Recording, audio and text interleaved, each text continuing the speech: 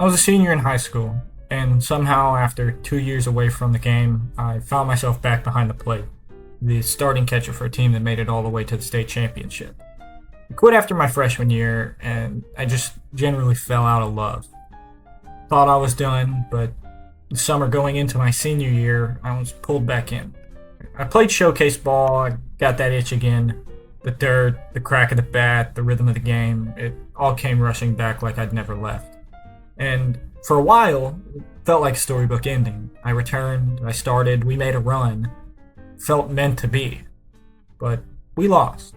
Final game, final series, just like that, it was over. I remember standing in the outfield after the final out, not because I was supposed to be out there, but because I didn't want to leave the field. I wasn't really thinking about the end of my career, not yet, at least. I was just heartbroken. We were so close, and I thought that was a tragedy. But looking back, that season, that return, that loss was one of the greatest experiences of my life. I got to be part of the game again, part of something that felt bigger than just wins or losses. I got to wear the gear, take the field, live the grind, be a baseball player one more time. And I realize now, that wasn't really the real ending.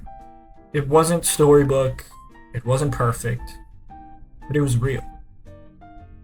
That was the last game I ever played, but it wasn't the end of baseball for me. Because baseball's not something you just stop doing, it's something that stays with you. It teaches you patience and how to handle failure, how to show up even when everything hurts. It's quiet and slow and unforgiving, and somehow that makes it one of the most honest things I've ever known. Baseball is life stripped down. It's heartbreak, it's joy, it's repetition, it's hope.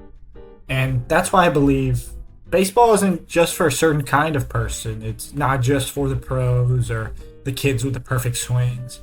Baseball is for everyone. For the kid who feels invisible, for the bench warmer who never stops trying, for the parent in the stands cheering on a dream, for anyone who's ever felt like they were running out of chances and decided to swing away.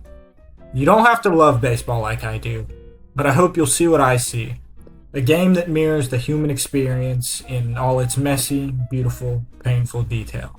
And I hope you'll understand why some of us never really stop playing, even after the last out. People talk about how basketball has storylines, how football has drama. But baseball has it all.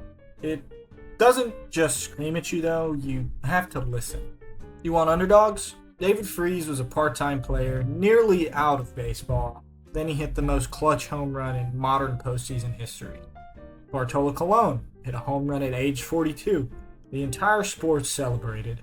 Jose Altuve, 5'6", overlooked by every scout player, became an MVP. Adley Rutschman sprinted to the plate for his debut and spun in a full circle just to take it all in. Ellie De La Cruz stole second, third, and home in the same inning. Scooter Gennett had a 4-homer game. The drama is already there. The arcs, the comebacks, the collapses, the legends, and the one-hit wonders. Every single year, 162 games, 30 teams, and someone is quietly building the best year of their life while no one's watching. Someone's breaking through, someone's breaking down, someone's holding on just long enough to matter. There's no clock in baseball. The only thing that ends is you giving up, and that's what makes it art. That's what makes it human. Baseball, just like music or painting or dancing, is art. To me, it is one of the most unfiltered, unashamed, unabashed expressions of the human condition there is. There is no player who exemplifies that quite like.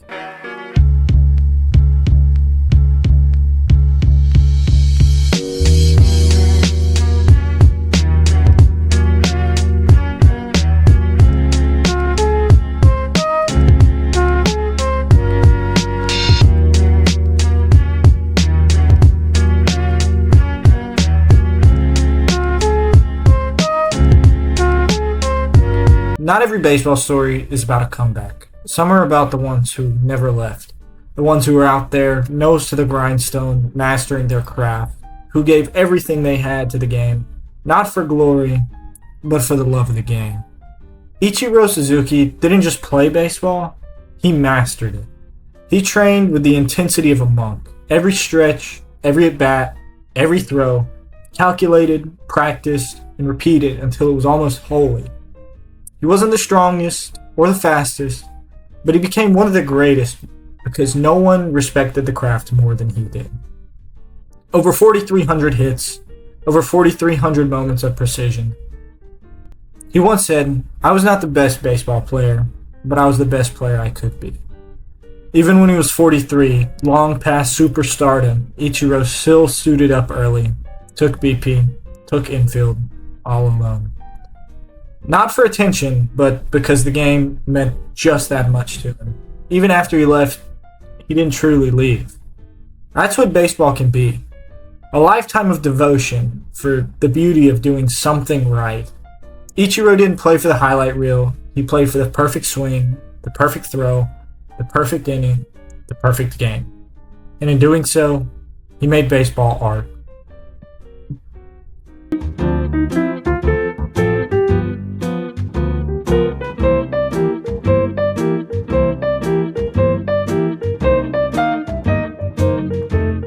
If you're a baseball fan, you know Chris Sale. Free read. When Brody did that shit was legendary. Coordinate in January, I would sleep till February. Pretty bitch, she looked too nice, but the head was scary. 35 after 35 like it's necessary.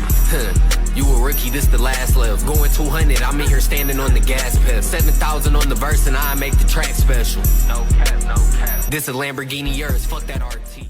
The lanky, freakish lefty with one of the best sliders the game has ever seen.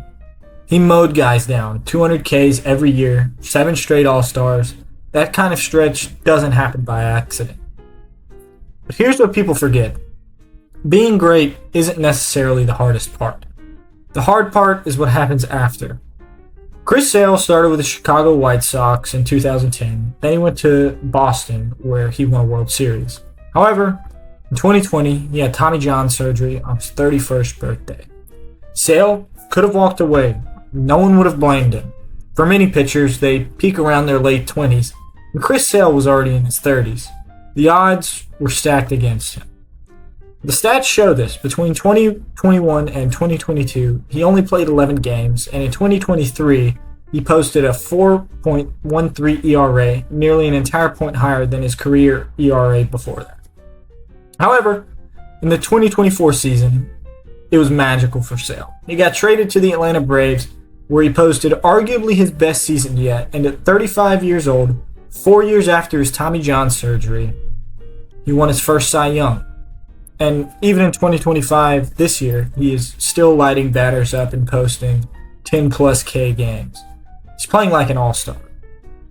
He was chasing that feeling of being the greatest, knowing that all the hard work, all the pain, all the hours, all the sacrifice, it was all worth it. And he had gotten to that ever so coveted mountaintop. And that's not something you walk away from. Not really if you love it. I mean, and now he's back, he's older, yeah, different, but he's not done yet. And that's what sticks with me. Maybe it's not about being the best in the world at that point in your career, because he is aging and next year, the year after, isn't entirely guaranteed. But maybe it's about proving, at least just to yourself, that you still belong on that mound. And that kind of love for the game, that's real. And it's rare. I could go on forever about stories similar to these, but there's just too many. All these stories, comebacks, reinventions, heartbreaks, they're not just baseball stories. They're human stories.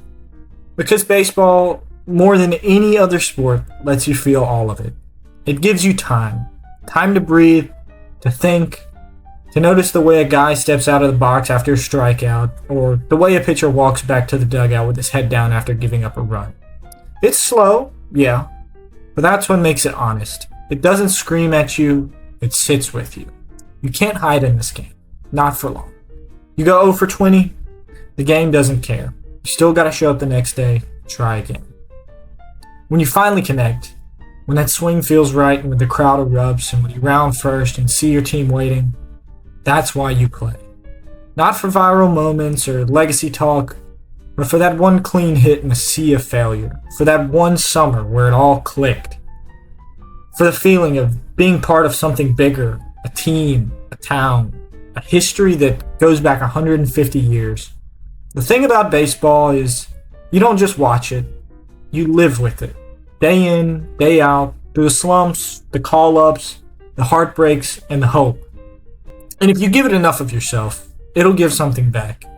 Even if it's not a trophy, even if it's not a contract. Sometimes it's just this quiet truth. You were here, you played, and that means something. Here's me again. When I was younger, I had a dream. I wanted to climb that mountain. I wanted to play in front of packed stadiums. I wanted to be the guy, walk-offs, trophies, the whole thing. But that dream, it wasn't meant for me. Not because I wasn't good enough. Maybe I could have been. But because deep down, I didn't have that fire yet. I didn't understand what it took. I didn't know then what I do now. Because now, as a man, I look back and realize it was never about the mountaintop. It was about the climb. About waking up early for practices you didn't want to go to. About sitting in silence after a loss, not knowing what to say to your teammates. About the nerves before a big game, the kind that you can still feel years later. About spending all those hours with teammates who become closer than family. It was about being part of something, even for a little while, that felt bigger than yourself. Baseball taught me how to lose with grace, how to show up even when it's hard, how to work, how to care, how to let go. I didn't make it to the top, but I made it far enough to see it. And sometimes that's enough. Because the game gave me something better than a trophy. It gave me a way to understand the world, and I'll always be grateful to call myself a baseball player, even if it was just for a little while. Baseball might not be for everyone, and I get that. Some people see 9 innings and think it's slow, but to me, that space, that quiet between the action, that's where the meaning lives. You wait, you struggle, you learn patience. And maybe you never get the big moment. Maybe your career ends with a strikeout or a ball that skips past your glove. But the thing is, baseball never promised you a perfect ending. It just promised you a chance, a shot to be part of something timeless, a shot to grow. I was lucky enough to take that shot. And even though I never made it all the way, even though the uniform doesn't fit anymore, the game still does. It's with me now and how I think, how I fail, how I move forward. That's the real win. Baseball gave me something that stats can never measure. And if this video makes just one person look at the game a little differently, maybe give it another chance, that's enough. That's enough. Because baseball is for everybody. You just have to let it in.